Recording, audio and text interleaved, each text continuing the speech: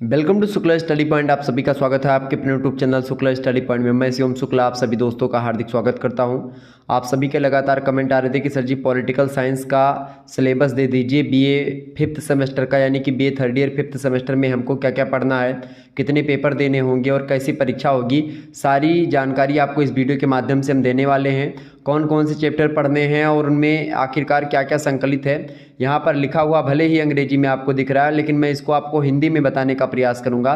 तो इस तरीके से हमारे जो हिंदी वाले छात्र छात्र हैं उनके लिए भी बहुत महत्वपूर्ण होगा यह लेक्चर, और जो हमारे अंग्रेजी वाले छात्र छात्र हैं उनके लिए भी बहुत महत्वपूर्ण होगा। यानी अंग्रेजी वाले हूबहू आप देख करके जान जाएंगे और हिंदी वालों को मैं हिंदी में उनको समझा दूंगा कि भाई ये क्या होता है। ठीक है, तो चिंता करने की कोई आपको आवश्यकता नहीं है। विस्तार से हम हर एक चीज़ जानने का प्रयास करेंगे। सबसे पहले पूरी गणित समझ लेते हैं कि आखिरकार जब आप सेमेस्टर वाइज परीक्षा देते हैं, यानी कि नई शिक्षा नीति में आपको क्या क्या पढ़ना है पूरे के पूरे पॉलिटिकल साइंस में, खास करके बीए में अगर आप पॉलिटिकल साइंस लेते हैं तो यहाँ पर आप देख लीजिएगा दो दो सेमेस्टर होते हैं हर साल।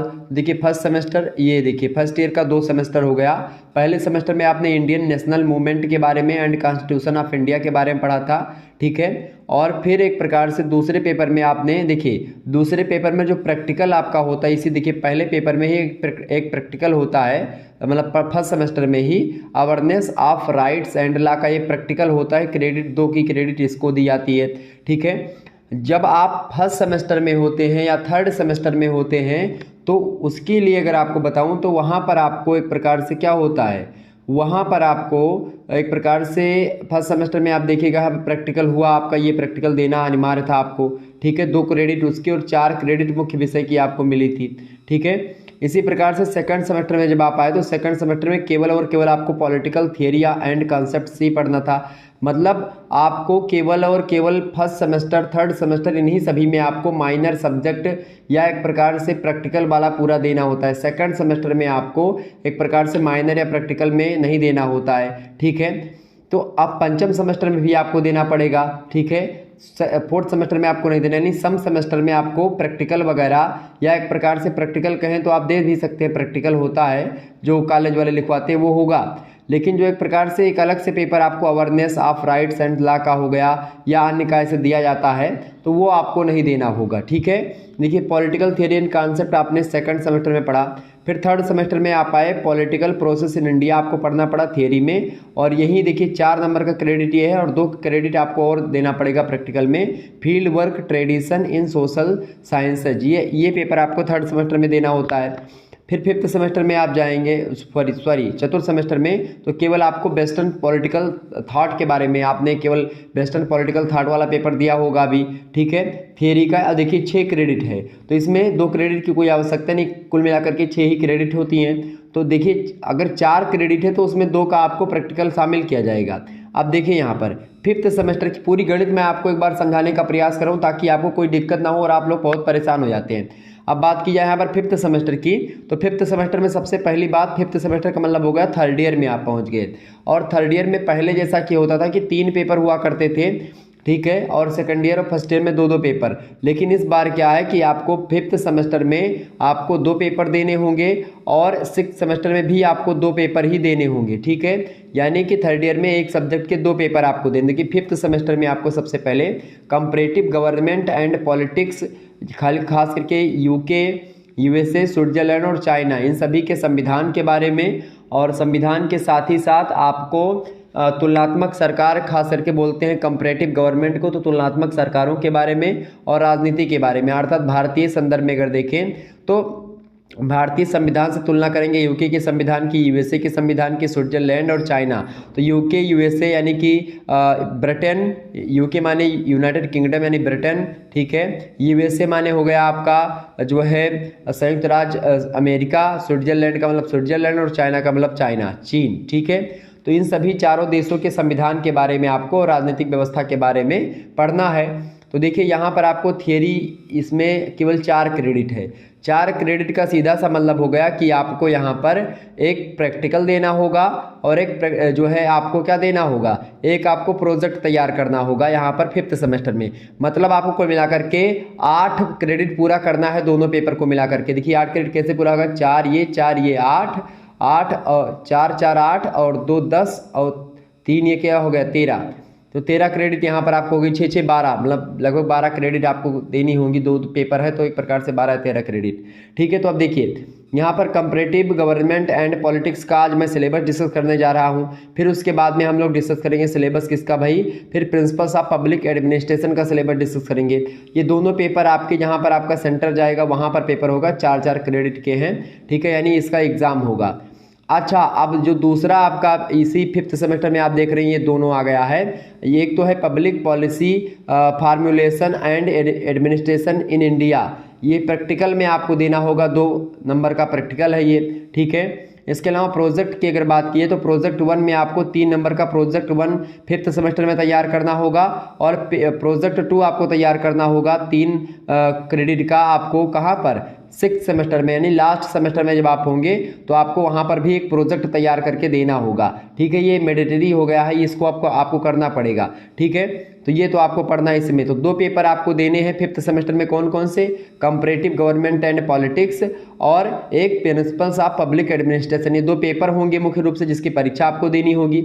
एक प्रैक्टिकल होगा और एक प्रोजेक्ट आपको तैयार करके अपने कॉलेज में एक प्रोजेक्ट देना होगा, और कॉलेज में ही आपके प्रैक्टिकल वाली परीक्षा होगी, public policy formulation and administration in India. तो आप ये एक प्रकार से अपने कॉलेज से रिलेटेड है, आप इसको देखिएगा। ठीक है, तो ये हो गया आपका 5th सेमेस्टर।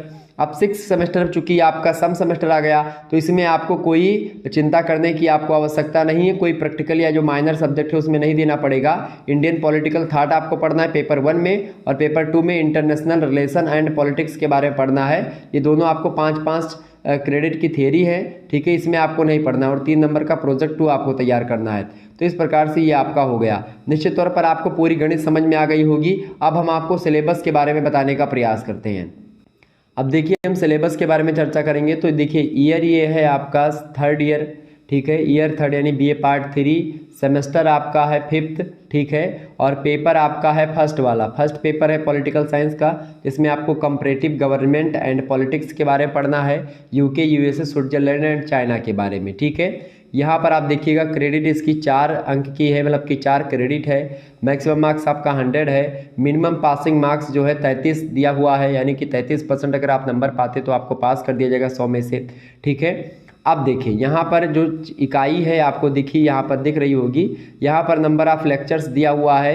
ये पहले से दिया होता है यूनिवर्सिटीज़ के द्वारा कि भाई 6 लेक्चर में आपको इकाई 1 समाप्त करना है, 6 लेक्चर में इकाई 2 समाप्त करना है। अब ये हम अपने हिसाब से देखेंगे कि भाई हमको 6 में समाप्त करना है, 2 में समाप्त करना है, फिर 1 में समाप्त करना है। ठीक है, तो हम आपको अपने हिसाब से इसमें पढ़ाने का प्रयास करेंगे। अब यहाँ पर आपको समझना क्या है कि हमको पढ़ना क्या क्या है। देखिए यूनिट यहाँ पर लिखी हुई फर्स्ट, और टॉपिक ये लिखा हुआ है। तो देखिए पहली इकाई में आपको पढ़ना है nature, scope and utility of comparative study of politics. यानी आपसे यहाँ पर कह रहा है आपको तुलनात्मक अध्ययन करना है, किसका, कंपैरेटिव स्टडी, मतलब तुलनात्मक अध्ययन ऑफ पॉलिटिक्स, मतलब राजनीति में खास करके तुलनात्मक अध्ययन की क्या उपयोगिता है, इसके अलावा उसकी प्रकृति क्या है। यानी कंपैरेटिव स्टडी की प्रकृति को हमको समझना है, नेचर यानी प्रकृति, स्कोप माने विषय क्षेत्र, और यूटिलिटी मतलब होता है उपयोगिता। तो खास करके कंपैरेटिव स्टडी की उपयोगिता राजनीति विज्ञान में क्या है और उसका नेचर कैसा है, स्कोप यानी विषय क्षेत्र क्या क्या क्या हमको पढ़ना है कंपैरेटिव गवर्नमेंट के अंतर्गत, ये सब आपको एक प्रकार से पढ़ना होगा इकाई नंबर 1 में। ठीक है, nature, scope and utility of comparative study of politics, यानी कि तुलनात्मक अध्ययन की प्रकृति, क्षेत्र और राजनीति में खास करके तुलनात्मक अध्ययन की जो उपयोगिता है उसके बारे में जानने का प्रयास। ठीक है, तो ये होगा इकाई 1। इकाई 2 में हम लोगों को क्या पढ़ना है भाई, इकाई 2 में हम लोगों को पढ़ना है capitalism and the idea of liberal democracy. अब देखिए यहाँ पर कैपिटलिज्म दिया हुआ है। कैपिटलिज्म का मतलब क्या होता है, पूंजीवाद। पूंजीवाद आप लोगों ने शायद पढ़ा हो, मैंने आपको पूंजीवाद, समाजवाद, आदर्शवाद, व्यवहारवाद, अराजकतावाद, ठीक है, इन सभी वादों के बारे में ऑलरेडी मैं आपको बता चुका हूँ। अभी तक जब आप 4th सेमेस्टर में पहुँच चुके, 4th सेमेस्टर क्रॉस कर चुके हैं, तो आपने जरूर इन सभी चीज़ों से अवगत जरूर होंगे। पूंजीवाद का सीधा सा मतलब होता है ऐसी सरकार जो कि एक प्रकार से उत्पादन के साधनों में सरकार का एक प्रकार से हाथ ना हो, मतलब वहाँ के पूंजीपतियों का स्वामित्व हो उत्पादन के साधनों पर, ठीक है, उपभोग के साधनों पर एक प्रकार से किसका हाथ हो, पूंजीपतियों का, यानी कि वह देश पूंजीपतियों की संपत्ति से चलाया जाता हो, वहाँ की जो बसें हैं वो प्राइवेट हो, वहाँ की जो एक प्रकार से स्कूल कॉलेज है वो प्राइवेट हो, सरकारी ना हो, तो वो व्यवस्था होती पूंजीवाद। और पूंजीवाद व्यवस्था के ही खिलाफ आया है साम्यवाद, ठीक है, या समाजवाद जिसको कहते हैं आप, सोशलिज्म कहते हैं, ठीक है। तो कैपिटलिज्म की अगर बात की जाए तो इसको बोलते हैं पूंजीवाद। तो पूंजीवाद के बारे में समझेंगे कि पूंजीवाद है होता क्या है। इसके अलावा the ideal of liberal democracy, idea माने होता है विचार, ठीक है। तो the idea of liberal democracy, democracy जो है वो उसका मतलब होता है लोकतंत्र, और लिबरल मतलब होता है उदार, ठीक है। लिबरल मतलब क्या होता है, उदार। तो उदार डेमोक्रेसी के बारे में, यानी उदार लोकतंत्र के बारे में, उदार लोकतंत्र के विचार, आप माने काकी के the idea of liberal democracy मतलब होता है उदार लोकतंत्र के विचारों के बारे में भी हम जानने का प्रयास करेंगे कि उदार लोकतंत्र के क्या विचार हैं और कैपिटलिज्म के क्या विचार हैं। यानी कैपिटलिज्म के बारे में जानेंगे और एक प्रकार से लिबरल डेमोक्रेसी के बारे में जानेंगे और विस्तार से हम समझेंगे। ऐसा आपको समझा दूंगा कि चिंता करने की कोई आपको आवश्यकता नहीं रहेगी, कहीं से कुछ पढ़ने की आवश्यकता नहीं बचेगी। तो चिंता आप मत करिए, बिल्कुल स्टडी आपको शुक्ला स्टडी पॉइंट के द्वारा करवाई जाएगी।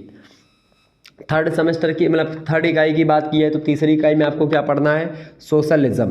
तो कैपिटलिज्म का मतलब होता है पूंजीवाद, सोशलिज्म का क्या मतलब होता है भैया, समाजवाद। समाजवाद किसके विरोध में आया, पूंजीवाद के। पूंजीवाद में क्या मैंने बताया था कि बसें सरकारी होंगी, उत्पादन के साधनों पर निजी स्वामित्व होगा, मतलब पूंजीपतियों का स्वामित्व होगा। सोशलिज्म में सरकार का स्वामित्व होगा उत्पादन के साधनों पर, ठीक है। यहाँ पर सरकार एक प्रकार से सारी चीज़ों को व्यवस्थित करेगी, सरकारी बस चलेंगी, सरकारी ट्रेनें होंगी, सरकारी सारी चीज़ें, मतलब सरकारी स्कूल होंगे। जैसे रसिया जो है वो समाजवादी देश है, अमेरिका जो है वो पूंजीवादी देश है, और भारत जो है वो एक प्रकार से मिक्सचर है, मतलब मिश्रित अर्थव्यवस्था का देश है। मतलब वहाँ पर पूंजीवाद और समाजवाद दोनों है भारत में। सरकारी बसें भी चलती है, प्राइवेट बसें भी चलती है, सरकारी स्कूल कॉलेज है, प्राइवेट स्कूल कॉलेज भी भारत में आपको मिलेंगे। तो सोशलिज्म का मतलब होता है समाजवाद। तो समाजवाद के बारे में विस्तार समझेंगे। The working of socialist state, और इसके बाद में समाजवादी राज्य की जो कार्य प्रणाली है, जो समाजवादी देश हैं खास करके विश्व में, उन देशों के बारे में हम जानने का प्रयास करेंगे कि समाजवादी देश जो है उनकी कार्य प्रणाली क्या है। The working of socialist state, यानी कि जो एक प्रकार से कार्य करने की जो प्रणाली है, जो सिस्टम है कार्य करने का सोशलिस्ट स्टेट का, समाजवादी राज्य का। तो उसके बारे में अब पॉलिटिकल साइंस में बात की जाती है स्टेट की या राज्य की, तो उसका मतलब लिया जाता है किससे भाई, देश से हम लोग उसका तात्पर्य लेते हैं, ठीक है। तो the working of socialist state का हिंदी मतलब हो गया आपका समाजवादी राज्य की कार्य प्रणाली के बारे में हम लोग जानेंगे, ठीक है। तो लिखते हुए चलिएगा। अगला प्रश्न, चतुर्थी इकाई आपकी स्क्रीन पर आ चुकी है। चौथी इकाई में हमको क्या पढ़ना है भैया, यहाँ पर देखिएगा, de colonization and the role of state in the developing world. De colonization का मतलब होता है, डीकोलोनाइजेशन का मतलब होता है बी औपनिवेशीकरण, एक होता है औपनिवेशीकरण। औपनिवेश भारत बना था किसका, ब्रिटेन का। ब्रिटेन ने भारत पर अपना कब्जा कर लिया था, तो इसका मतलब क्या है, ब्रिटेन का उपनिवेश था उस समय भारत। औपनिवेशिक पीरियड इस समय चला था, औपनिवेशिक काल। तो उपनिवेश का मतलब होता है कि कोई देश दूसरे देश की जनता पर शासन करे, तो वो होता है औपनिवेश। तो ये एक प्रकार से बी औपनिवेशीकरण, किस प्रकार से उपनिवेशवाद का खात्मा होता है और किस प्रकार से बी औपनिवेशिकवाद, मतलब एक प्रकार से उपनिवेशवाद के बाद वाली जो एरिया है उसको खास करके उसके काल को हम बी औपनिवेशीकरण कहते हैं। तो किस प्रकार से ये हुआ, बी औपनिवेशीकरण किस प्रकार से हुआ, इसके बारे में जानेंगे। और ख़ास करके विकासशील दुनिया में, विकासशील मतलब दुनिया मतलब विकासशील जो कंट्रीज़ हैं, developing world of the state, the role of state in the developing world, मतलब विकासशील दुनिया में या विकासशील संसार में बी औपनिवेशीकरण और इसके राज्य की जो भूमिका है, बी उपनिवेशीकरण की जो भूमिका है खास करके वो क्या रही है डेवलपिंग स्टेट में, खास करके डीकोलोनाइजेशन की क्या भूमिका है, क्या रोल है, उसी के बारे में, ठीक है। तो decolonization and role of state, यानी एक प्रकार से, और इन द डेवलपिंग वर्ल्ड मतलब विकासशील दुनिया में स्टेट यानी राज्य का क्या भूमिका है और डीकोलोनाइजेशन की क्या भूमिका है, ठीक है। इन दोनों के बारे में हमको जानना है, ठीक है। मतलब औपनिवेशीकरण और राज्य की क्या भूमिका है विकासशील दुनिया में विकासशील देशों के लिए। ठीक है, आगे बढ़ते हैं। अगला प्रश्न आप देखिएगा, मतलब अगली इकाई आपकी स्क्रीन पर आ चुकी है, चौथी इकाई आप मतलब पांचवी इकाई आप देखिएगा। पांचवी इकाई में आपको क्या पढ़ना है भैया, देखिएगा। Silent feature of the British कांटी मतलब constitution and examine of the relationship between the executive and legislature and role of judiciary in UK. मतलब यहाँ पर आपको साइलेंट फीचर, साइलेंट मतलब होता है एक प्रकार से प्रमुख। साइलेंट माने क्या होता है, प्रमुख।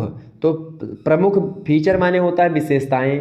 तो प्रमुख विशेषताएं कहाँ की, ऑफ द ब्रिटिश कॉन्स्टिट्यूशन, मतलब ब्रिटेन की संविधान की मुख्य विशेषताओं के बारे में, यानी ब्रिटिश संविधान की मुख्य या प्रमुख विशेषताओं के बारे में जानना है। एंड यानी और examination of the relationship between the executive and legislature.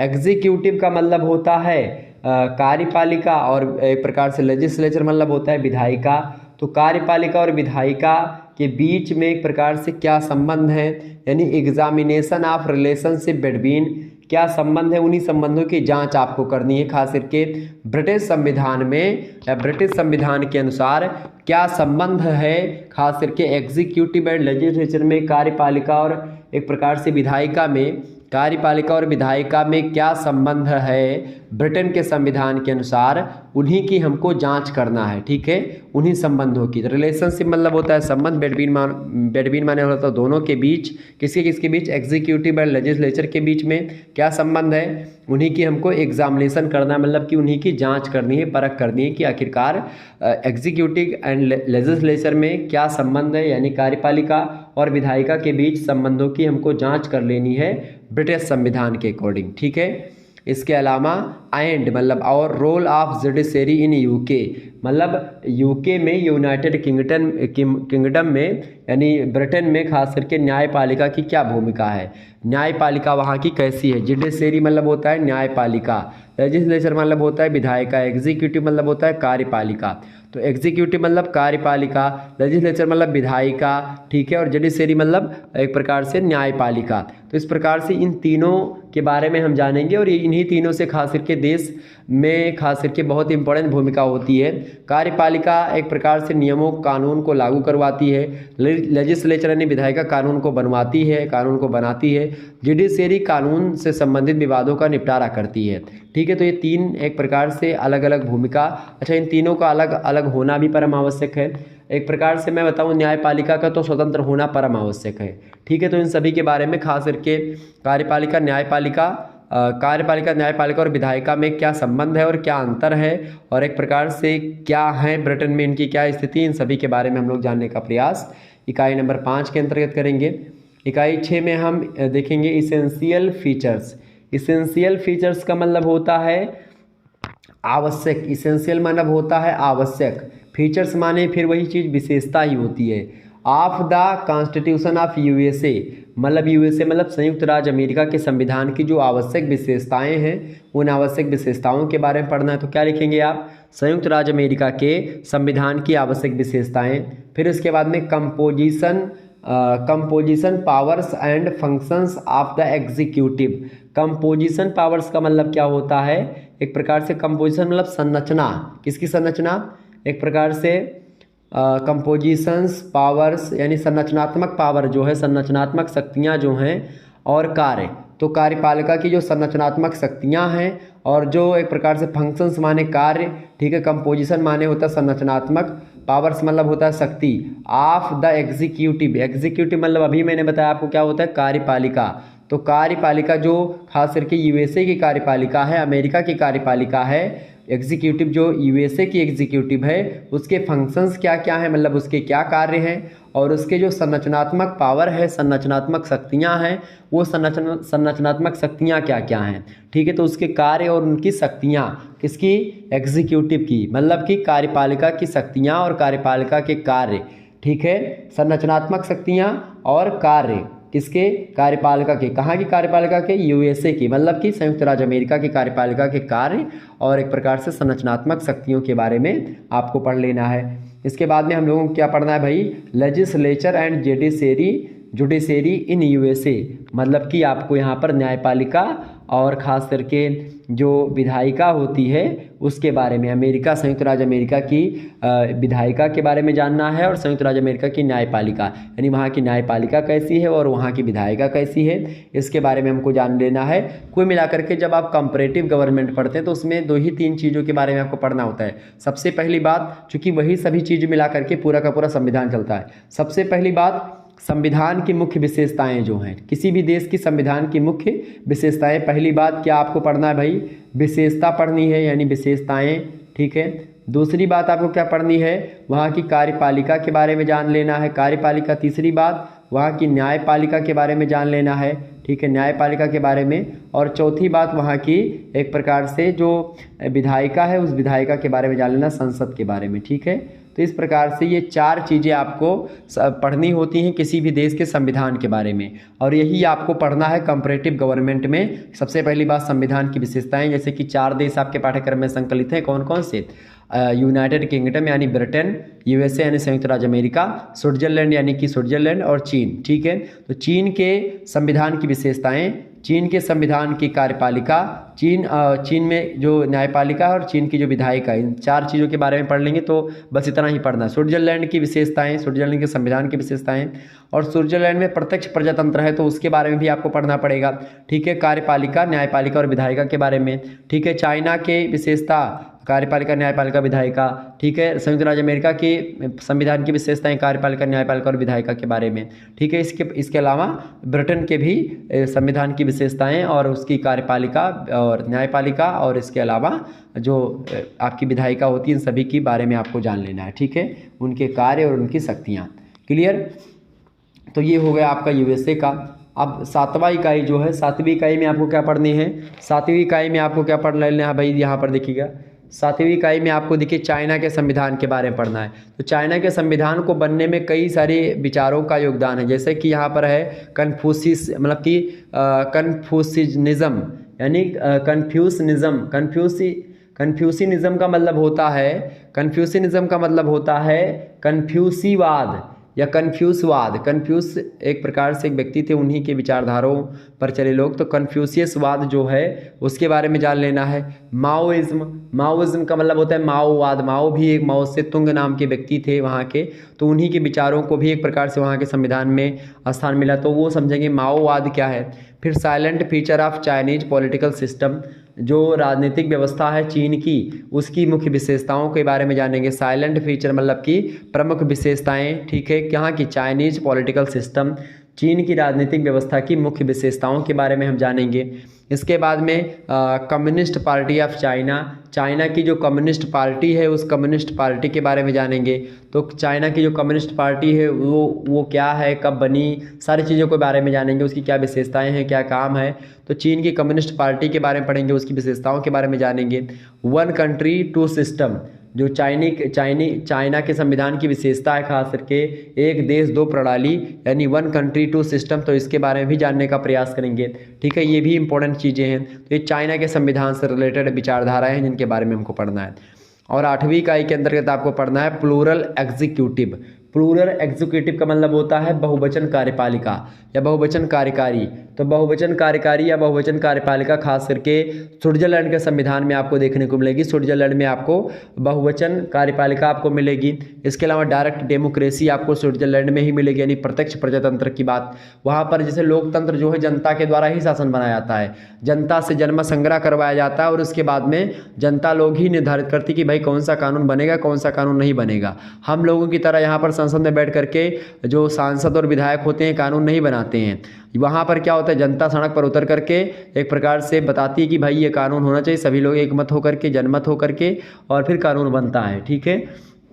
तो डायरेक्ट डेमोक्रेसी के बारे में केवल एक देश है डायरेक्ट डेमोक्रेसी वाला, स्विट्जरलैंड। तो स्विट्जरलैंड के बारे में पढ़ेंगे क्योंकि वहाँ पर प्रत्यक्ष प्रजातंत्र है, और हम लोगों के देश में क्या है, इंडिया में अप्रत्यक्ष लोकतंत्र है, ठीक है।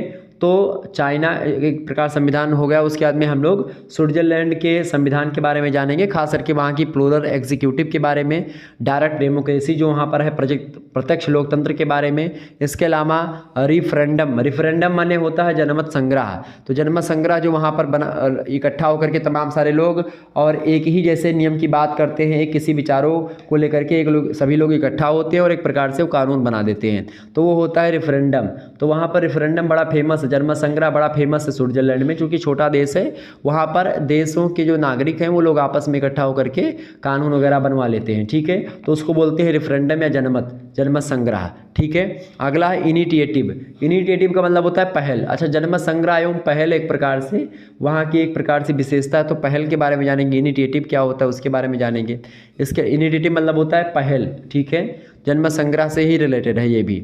अगला है the administrative system of Switzerland, यानी स्विट्जरलैंड की जो प्रशासनिक, एडमिनिस्ट्रेशन मतलब होता है प्रशासनिक और सिस्टम माने होता है व्यवस्था, ठीक है। आप माने काकी के स्विट्जरलैंड, यानी कि स्विट्जरलैंड जो देश है वहाँ की जो प्रशासनिक व्यवस्था है उस प्रशासनिक व्यवस्था के बारे में हम लोगों को पढ़ना है, ठीक है। यानी स्विट्जरलैंड की प्रशासनिक व्यवस्था, आप क्या लिखेंगे, स्विट्जरलैंड की प्रशासनिक व्यवस्था के बारे में पढ़ना है। प्लूरल एग्जीक्यूटिव को क्या लिखेंगे, बहुवचन कार्यपालिका या बहुवचन कार्यकारी। डायरेक्ट डेमोक्रेसी प्रत्यक्ष प्रजातंत्र। रेफरेंडम का मतलब लिखेंगे जनमत संग्रह, और इनिशिएटिव का मतलब लिखेंगे पहल। तो ये सब एक प्रकार से विशेषताएं हैं और ये सब एक प्रकार स्विट्जरलैंड के संविधान के, और स्विट्जरलैंड देश में ये सारी चीज़ें होती हैं, तो वहाँ के बारे में हमको पढ़ना है। तो स्विट्जरलैंड के संविधान के बारे में, चाइना के संविधान के बारे में, और इसके अलावा आपको ब्रिटिश संविधान के बारे में और अमेरिका के संविधान के बारे में जानना है। और उससे पहले हमने आपको बता ही दिया था, लगभग 3 इकाइयों में, 4 इकाइयों में हमने शुरुआत की 4 इकाइयों में आपको एक प्रकार से कई सारे विचारधाराओं के बारे में पढ़ना है और उसके बाद में 4 देशों के संविधान के बारे में पढ़ना है। तो इस प्रकार से आपका ये हो गया, ठीक है। निश्चित तौर पर आपकी समझ में सारी चीज़ें आई होंगी। अब जो आपका दूसरा पेपर है BA 3rd year 5th semester में, उसमें आपको पढ़ना क्या है, उसमें आपको पढ़ना है principles of public administration. Principles of public administration के बारे में हमने ऑलरेडी पहले से पढ़ाया हुआ है, 3rd ईयर में ये पहले था। अच्छा, कंपैरेटिव गवर्नमेंट जो हमने पेपर 1 में पढ़ाया है, ये भी पहले से BA 2nd ईयर में हम लोग पढ़ाते थे, ठीक है। लेकिन फिर भी मैं आपको नए तरीके से पढ़ाने का प्रयास करूंगा। चैप्टर 1 चैप्टर 2 इस प्रकार से आपको मैं व्यवस्थित करूंगा। तो चैनल को सब्सक्राइब कर लीजिए और शेयर कर दीजिए। अब की बार आपको विधिवत तरीके से मैं तैयारी करवाने वाला हूं, एक नए तरीके से आपको तैयारी मिलेगी, तो आप लोग फटाफट से जुड़ जाइए हमारे साथ, ठीक है। तो प्रिंसिपल्स ऑफ पब्लिक एडमिनिस्ट्रेशन का मतलब होता है लोक प्रशासन के सिद्धांत, ठीक है। पब्लिक मतलब होता है लोक, एडमिनिस्ट्रेशन मतलब होता है प्रशासन, और प्रिंसिपल्स माने होता है सिद्धांत। तो लोक प्रशासन के सिद्धांत के बारे में समझेंगे। जल्द ही इसका भी सिलेबस मैं आपको दे दूंगा, तो इसके सिलेबस के अंतर्गत जो चीज़ें आपको पढ़नी है उसको विस्तार से हम समझा देंगे, ठीक है। चलिए फिर मिलते हैं हम नेक्स्ट वीडियो में, तब तक के लिए जय हिंद जय भारत। आप सभी का बहुत बहुत धन्यवाद हमारे साथ जुड़ने के लिए। इसी प्रकार से अपना प्यार हमेशा बनाए रखिएगा। Good night, I love you, बहुत बहुत धन्यवाद। इसी प्रकार से अपना प्यार बनाए रखिएगा। चैनल को सब्सक्राइब कर दीजिए, वीडियो को लाइक कर दीजिए। बहुत बहुत धन्यवाद।